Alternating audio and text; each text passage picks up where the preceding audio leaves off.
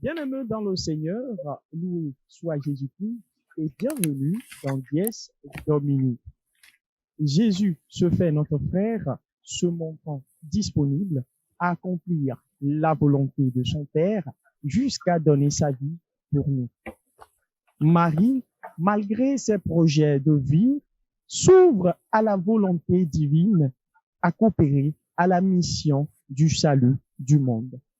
Et nous, que devons-nous faire? Bien chers téléspectateurs de la SMA Togo TV, vous l'aurez compris, nous poursuivons notre quête de compréhension des lectures du dimanche dans notre émission. Pour nous aider à comprendre les textes de ce dimanche, nous avons avec nous le révérend père Joseph Daubet, qui est aux études à Paris, en France. Père, loué soit Jésus-Christ et bienvenue dans Dies Domini. À jamais, mon frère, je suis content de vous retrouver pour cette émission qui fait notre joie, la joie de transmettre la foi que nous portons avec nos frères et sœurs. Justement, Père Joseph, je dois partager également comment vous portez-vous et les études à Paris. Je me porte à merveille par la grâce de Dieu. Dieu nous maintient debout et les études vont bon train. Grâce à vos prières aussi, hein. Voilà. J'espère que vous aussi vous allez bien. Très bien. Par la grâce de Dieu et que tout se passe bien à SMA TV. Voilà. Oui, SMA TV, tout se passe par la volonté du Père. Rendons grâce à Dieu pour tout cela. Merci. Amen, mon Père. Alors, chers téléspectateurs de la nouvelle chaîne missionnaire, nous allons dans quelques instants procéder à la lecture de l'Évangile. Nous savons bien, nous sommes au 4e dimanche du temps de l'Avent de l'année liturgique. Nous sommes dans la dernière ligne droite avant Noël. Et les lectures de ce dimanche vont nous inviter à méditer sur la visitation, sur l'accueil de la promesse de Dieu. Et donc, l'Église, notre mère, nous propose de méditer sur l'Évangile selon Saint Luc, chapitre 1, du 39e au 45e verset. Nous allons demander donc au Père Joseph Daubet de nous lire l'Évangile. Évangile de Jésus-Christ selon Saint Luc, chapitre 1, versets 39 à 45. En ces jours-là, Marie se mit en route et se rendit avec empressement vers la région montagneuse, dans une ville de Judée. Elle entra dans la maison de Zacharie et salua Élisabeth. Or, quand Élisabeth entendit la salutation de Marie, l'enfant tressaillit en elle. Alors, Élisabeth fut remplie d'Esprit Saint et s'écria d'une voix forte, « Tu es bénie entre toutes les femmes, et le fruit de tes entrailles est béni. D'où m'est-il donné que la mère de mon Seigneur vienne jusqu'à moi? Car lorsque tes paroles de salutation sont parvenues à mes oreilles, l'enfant a tressailli d'allégresse en moi. Heureuse celle qui a cru à l'accomplissement des paroles qui lui furent dites de la part du Seigneur. Acclamons la parole de Dieu. Louange à toi, Seigneur Jésus. Merci, Père Joseph, pour la lecture de l'Évangile de ce dimanche. Père Joseph, nous sommes devant un des plus beaux récits du Nouveau Testament, la visitation de Marie à Élisabeth. Et la rencontre entre deux femmes extraordinaires, l'une très jeune et l'autre vieille, mais toutes les deux partagent une même joie, celle de porter en leur sein un enfant qui relève du miracle. Donc, avant d'aller à la compréhension du texte, pourriez-vous vous situer un peu dans son contexte et aussi le situer dans le contexte du temps de l'Avent? Ah, j'ai deux questions pour commencer. Évidemment, c'est l'une des plus belles pages de l'Évangile cette péricope de la visitation de Marie à sa parente ou à sa cousine Élisabeth. Alors, pour situer cette péricope ou ce récit évangélique dans son contexte d'abord littéraire, il nous faut dire que elle se situe tout au début de l'évangile de Saint Luc, dans ce que nous appelons les récits de l'enfance, que Saint Luc est le seul évangéliste à narrer parmi les synoptiques. Vous savez que Matthieu, Marc et Luc ont presque des lignes générales dans leur narration, mais chacun apporte sa touche particulière. Bien évidemment. Et Saint Luc est le seul à relater les récits de l'enfance qui couvrent les 2 premiers chapitres de son évangile. Et ce récit de la visitation que nous venons de proclamer et d'écouter est encadré en amont par l'annonciation à Zacharie de la naissance de Jean le Baptiste, après par l'annonciation à Marie de la naissance de Jésus, et vient ensuite le récit de la visitation de Marie à Élisabeth, et juste après, il y a la péricope de la naissance et de la circoncision de Jean le Baptiste. Donc, c'est pour dire en fait que notre péricope évangélique de la visitation se situe dans les récits de l'enfance que Saint Luc est le seul évangéliste à nous narrer tout au début de son évangile, notamment dans les 2 premiers chapitres. Voilà pour le contexte littéraire qu'il va falloir signaler. Maintenant, par rapport au temps de l'Avent, vous savez que le temps de l'Avent est un temps d'attente. C'est l'attente de la venue d'un roi. Et le roi que nous nous attendons, eh bien, c'est le Messie annoncé par les prophètes. Et donc, cette attente nous met dans une dynamique d'espérance. Or, l'espérance n'est pas de la passivité. L'espérance ne nous donne pas de croiser les bras à longueur de journée. Donc, le temps de l'Avent, c'est un temps d'attente active. Et un temps d'espérance qui nous engage dans une dynamique d'action. Et c'est dans ce registre-là qu'il va falloir que nous comprenions la démarche de la Vierge Marie. Vous voyez, elle aussi attendait le Messie qui viendra délivrer Israël. Mais cette attente qui crée en elle une espérance, surtout que l'ange Gabriel vient de lui annoncer la bonne nouvelle que Dieu lui a faite, et celle que Dieu a faite à Élisabeth, eh bien, Marie se met en mouvement, s'engage de façon active dans cette attente du Messie. Vous voyez donc, temps de l'Avent, temps d'attente, temps d'espérance qui nous met en mouvement, qui nous fait bouger. Justement, mon Père. Voilà comment je pourrais situer dans le temps de l'Avent cette péricope évangélique.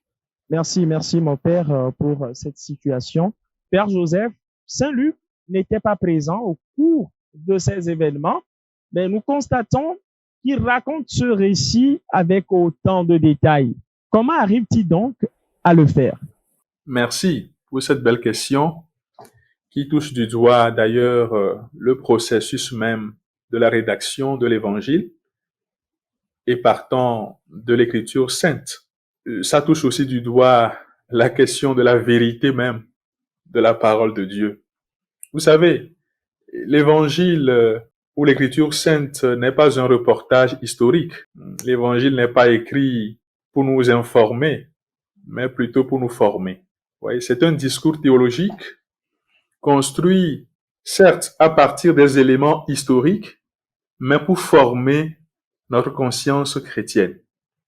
Ouais, je m'en vais vous lire les 4 premiers versets de l'Évangile selon Saint Luc qui nous permettront de bien comprendre ce que je viens de dire. Alors, c'est Saint Luc qui s'adresse à Théophile, qui, pour la tradition, peut être un chrétien qui a reçu la catéchèse de l'Église, ou même un païen auquel Luc présenterait une apologie de la foi chrétienne.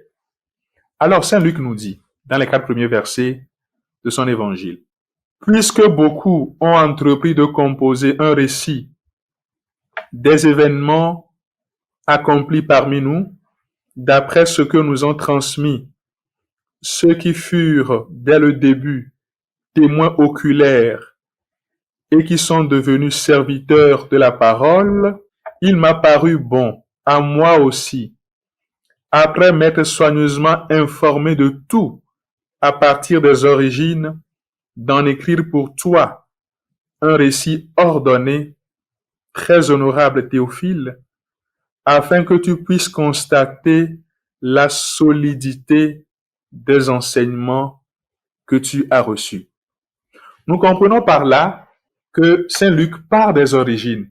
Et vous savez, tout est parti de la tradition orale. Nous pouvons comprendre ce récit de la visitation à partir de cette idée que la Vierge Marie, qui gardait tous ces événements dans son cœur, a dû raconter ce qu'elle a vécu. Voyez, et puisque l'évangile n'est pas un reportage historique, il y a toute une dimension de la foi dans laquelle il faudra entrer pour que ce qui est raconté puisse avoir un sens vital pour nous aujourd'hui. Vous voyez, mais tout cela se passe aussi sous le phénomène de l'inspiration. Alors, Saint Luc part certainement des éléments historiques, mais c'est pour nous amener à une dimension plus élevée, c'est pour nous amener à la foi, c'est pour nous amener à trouver un sens à partir de ce qui est raconté. Certes, il n'était pas là comme témoin oculaire lors des échanges entre Marie et Élisabeth, mais le fait d'avoir reçu par tradition orale tous ces événements qui se sont produits, il a voulu inscrire cela dans la grande histoire du salut pour que cela puisse avoir un véritable sens pour nous aujourd'hui qui sommes dans un cheminement de foi. Donc derrière tout récit évangélique, il y a une théologie, c'est-à-dire il y a un discours sur Dieu qui est présenté pour nous amener justement à la foi. Merci, Père Joseph. Justement, pour nous amener à la foi. Un autre passage attire notre attention dans cet évangile de Saint Luc, chers téléspectateurs de la SMA2 TV. C'est ce monologue d'Élisabeth à sa cousine Marie, qui est une belle louange à l'endroit de cette dernière. Écoutons donc cette louange. Tu es bénie entre toutes les femmes et le fruit de tes entrailles est béni. D'où m'est-il donné que la mère de mon Seigneur vienne jusqu'à moi? Car lorsque tes paroles de salutation sont parvenues à mes oreilles, l'enfant a tressailli d'allégresse en moi. Heureuse celle qui a cru à l'accomplissement des paroles qui lui furent dites de la part du Seigneur. Père Joseph, pourriez-vous nous en dire plus sur le sens de ce qu'a dit Élisabeth? Merci pour la question. Avant d'éclairer le sens des paroles d'Élisabeth à l'endroit de Marie, il y a un détail très important que je voudrais signaler. C'est au verset 41 toujours du premier chapitre de notre péricope évangélique. Or, quand Élisabeth entendit la salutation de Marie, l'enfant tressaillit en elle. Alors, Élisabeth fut remplie d'Esprit Saint et s'écria d'une voix forte, « Tu es bénie entre toutes les femmes et le fruit de tes entrailles est béni, et puis tout le reste. » Je voudrais juste relever le fait que c'est parce que Élisabeth est remplie de l'Esprit Saint après la salutation de Marie à son endroit, qu'elle a pu s'exclamer en adressant ces paroles, disons, de louange vis-à-vis de Marie. Donc, l'Esprit Saint est la base de cette exclamation de joie d'Élisabeth vis-à-vis de Marie. C'est important. Ça peut paraître anodin, mais je pense qu'il faut le signaler. C'est le fait qu'elle soit remplie de l'Esprit Saint qui l'a amenée à pouvoir adresser ces paroles fortes à Marie qui vient de la saluer. Et puis, pour éclairer le sens de ces paroles d'Élisabeth à l'endroit de Marie, je ne trouve pas mieux que de vous dire ce que Benoît XVI a dit en 2012 lors de l'Angélus à la place Saint-Pierre. Il dit, Élisabeth, en accueillant Marie, reconnaît que la promesse de Dieu à l'humanité est en train de se réaliser. Et elle s'exclame, tu es bénie entre toutes les femmes, et le fruit de tes entrailles est béni. Comment ai-je ce bonheur que la mère de mon Seigneur vienne jusqu'à moi? Et le pape dit, l'expression tu es bénie entre toutes les femmes se réfère dans l'Ancien Testament à Yaël et à Judith, deux femmes soldats qui mettent tout en œuvre pour sauver Israël. Aujourd'hui, en revanche, elle est adressée à Marie, jeune fille pacifique, qui va engendrer le Sauveur du monde. Ainsi, le tressaillement de joie de Jean rappelle la danse que le roi David fit en accompagnant l'entrée de l'arche de l'Alliance à Jérusalem. L'arche qui contenait les tables de la loi, la manne et le bâton d'Aaron était le signe de la présence de Dieu au milieu de son peuple. L'enfant à naître, Jean, exulte de joie devant Marie, arche de la nouvelle alliance qui porte en son sein Jésus, le Fils de Dieu, fait homme. De fait, Élisabeth reconnaît que en Marie, qui porte le Sauveur du monde, s'accomplit l'attente d'Israël.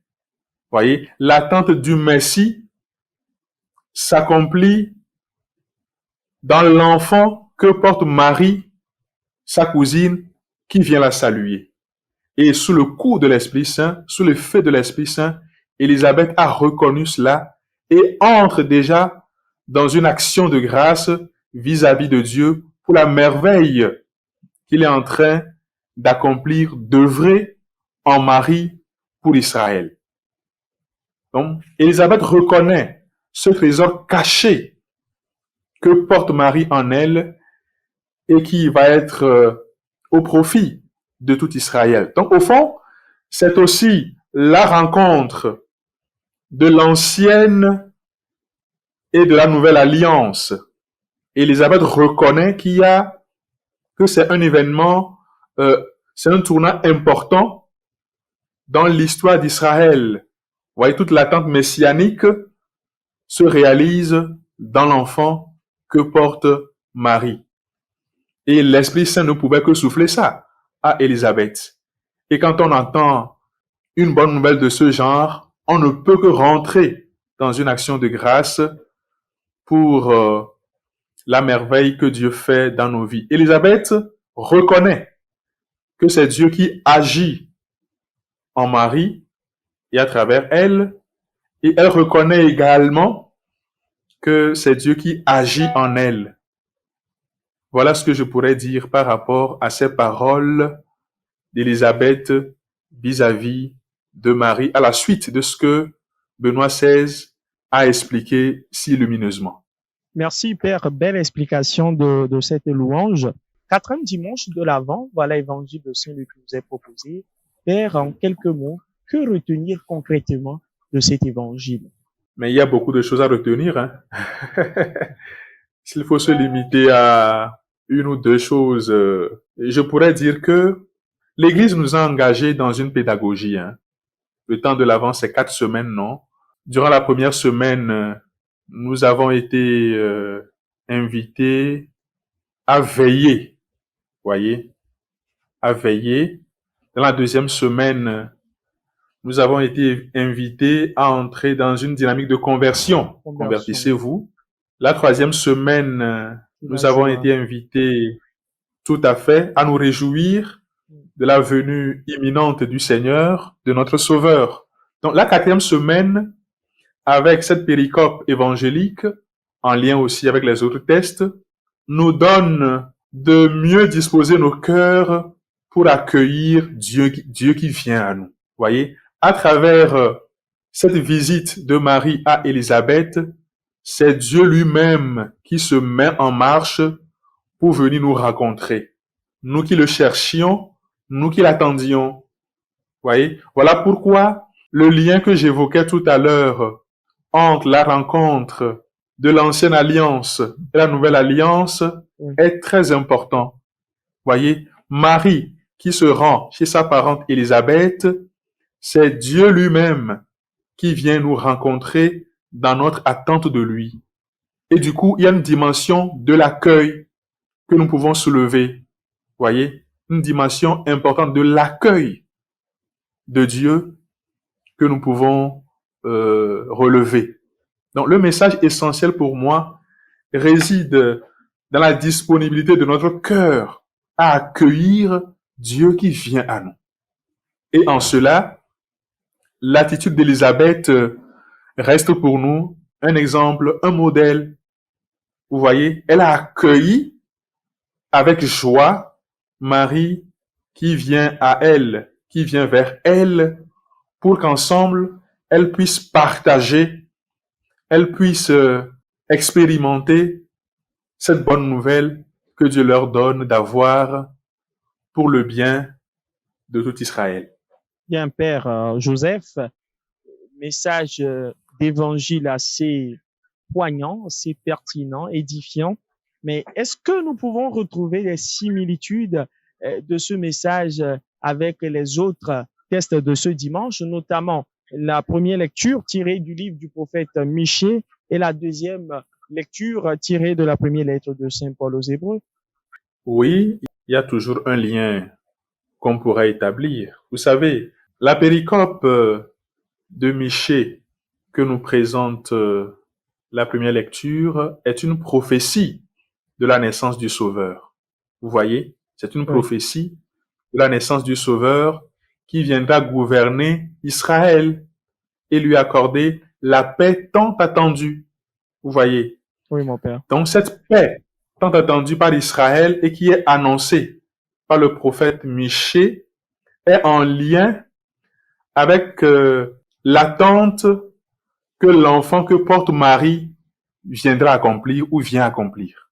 Vous voyez, donc Michée annonce prophétiquement la naissance du Sauveur qui viendra gouverner Israël, rétablir Israël dans sa dignité, et cela nous permet de comprendre aussi le début de cette mission qui a déjà commencé lors de la rencontre de ces deux femmes, Marie et Élisabeth, et mieux, lors de la rencontre de ces deux frères, Jésus et Jean le Baptiste. C'est-à-dire que cette rencontre de ces deux femmes et de ces deux frères, Jésus et Jean le Baptiste, nous donne déjà d'avoir une lumière sur leur mission future.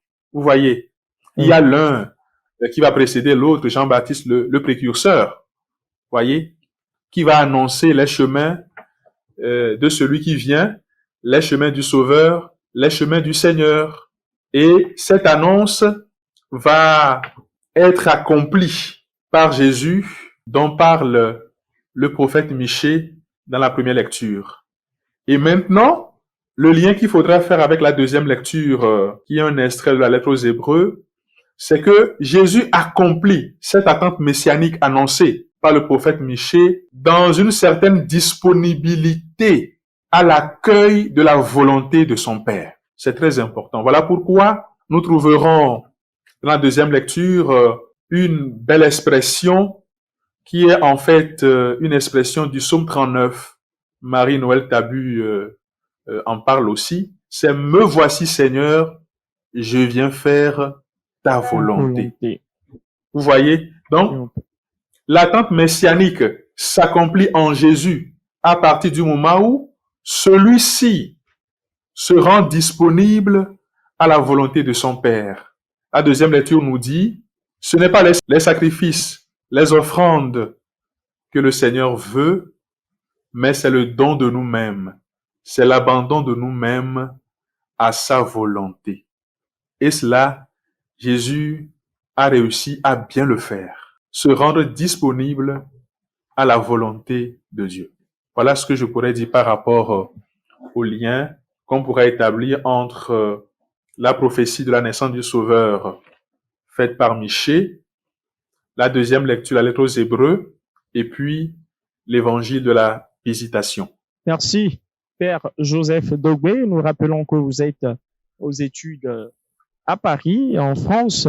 Nous comprenons de votre commentaire des textes liturgiques de ce 4e dimanche de l'Avent que ce dimanche est une invitation à accueillir le Christ dans nos vies avec foi et humilité, et à rendre nos cœurs disponibles et à reconnaître que la vraie joie réside dans la présence de Dieu parmi nous et à nous préparer dans l'espérance pour la venue de notre Seigneur Jésus-Christ. C'est bien ça, mon Père? Tout à fait. Peut-être, si vous voulez, je pourrais ajouter encore quelque chose. C'est que cette visite de Marie à sa parente ou à sa cousine Élisabeth nous donne aussi de mieux comprendre la nécessité dans nos vies de tous les jours de certaines valeurs qui sont très importantes.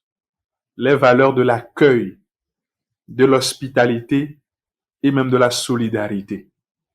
Vous voyez, Marie qui va chez sa cousine Élisabeth pour certainement lui donner un coup de main. Mais cette rencontre de solidarité, ce mouvement d'aide de Marie à Élisabeth, cet engagement de Marie à aller soutenir Élisabeth, se trouve être même ce que j'ai envie d'appeler un lieu théologique, c'est-à-dire, à travers cette rencontre, Dieu se révèle, Dieu agit, Dieu parle. Voilà pourquoi, sous l'effet de l'Esprit Saint, eh bien, ces deux femmes ont adressé leur louange et leur action de grâce à Dieu, et aussi, partant, ces deux frères, Jésus et Jean-Baptiste, ont inauguré déjà leur mission au service de tout le peuple de Dieu. Je voudrais juste insister sur ces détails importants. D'accord, merci mon Père. Bien chers téléspectateurs de la SMA Togo TV, nous sommes arrivés donc au terme de votre émission Dies Domini qui nous permet de mieux comprendre la liturgie du dimanche à travers ces textes. Merci à vous, Père Joseph Dogbe, qui nous avait beaucoup aidé, accompagné dans cet exercice habituel que nous faisons dans cette émission. Dieu vous bénisse abondamment. Merci beaucoup et portez-vous bien. Et il n'est pas superflu de nous rappeler aussi que lors des JMJ 2023 à Lisbonne, oui, le pape François avait choisi comme thème principal ce mouvement de Marie vers Élisabeth. Le thème de ces JMJ à Lisbonne en 2023, c'était « Marie se leva et partit en hâte ». Voyez, et François nous disait justement que nous devons sortir de nous-mêmes pour aller vers les autres, pour rencontrer de façon concrète les autres, histoire de partager leur vécu, leur expérience. Et que ce n'est que de cette manière-là que Dieu pourra se manifester, se révéler à nous. Donc il est important que nous puissions sortir de nous-mêmes, aller rencontrer les autres, nous engager dans ce mouvement d'aller vers les autres, et ainsi nous pourrons véritablement accueillir Dieu dans nos cœurs à Noël. Merci beaucoup, Père Joseph Dogbet, pour vos éclairages riches et profonds. On comprend Marie, donc modèle d'espérance, Marie, modèle d'évangélisation. Chers téléspectateurs, ce 4e dimanche de l'Avent nous appelle à nous préparer intérieurement pour accueillir Jésus dans nos cœurs. Comme Marie et Élisabeth ont su le faire avec foi et joie. Merci à vous qui nous avez suivis des 4 coins de l'horizon. Merci au révérend Père directeur, Père Éric Potor. Merci à toute l'équipe technique en place. Que cette dernière semaine avant Noël soit pour chacun de nous un temps de silence, de prière et d'ouverture à l'amour de Dieu. Merci d'avoir suivi cette émission spéciale Dies Domini sur SMA Togo TV. Passez un excellent dimanche et que le Seigneur vous bénisse abondamment. Au revoir.